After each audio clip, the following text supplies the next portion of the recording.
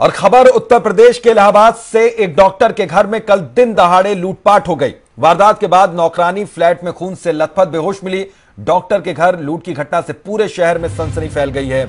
यह वारदात civil lines इलाके की है। वहां डॉक्टर ओपी बजाज 3 मंजिली इमारत में रहते हैं। तीसरी मंजिल पर उनका फ्लैट है, जबकि निचली मंजिल पर क्लिनिक। दोपहर में लंच के बाद डॉक्टर बजाज फ्लैट के अंदर पहुंचे तो हर कमरे में खिड़कियों के शीशे टूटे पड़े थे।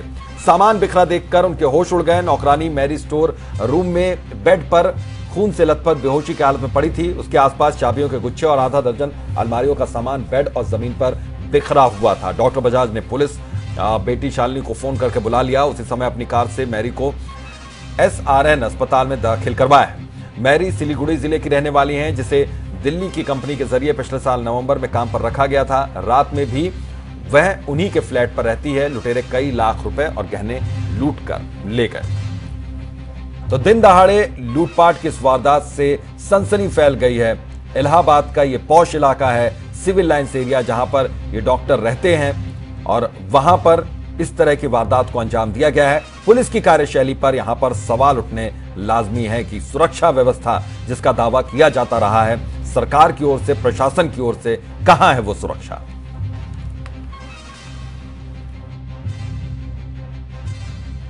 बिल्डिंग में जाते रहते हैं लोग बहुत सारे। मैं डॉक्टर हूँ। मैं 10 बजे मैं अभी चली गई थी हॉस्पिटल काम पे। 2 बजे मेरे फादर ने मुझको टेलीफोन किया कि तुम जहाँ भी हो मीटिंग अपना छोड़ के आ जाओ। तो मैं वहाँ से 2 बजे भाग के आई। यहाँ आगे देखा तो ये घर की हालत थी, सारा सामान भी एकदम बिखरा पड़ा था और मेरी मेड की लाश अंदर पड़ी हुई थी कमरे में। जबकि मैं पास गई तो फिर हम लोगों ने उसको देखा कि वो धीमे धीमे सांसें उसको आ रही हैं, तो फिर उसको मेडिकल कॉलेज कॉलवेन ले गए।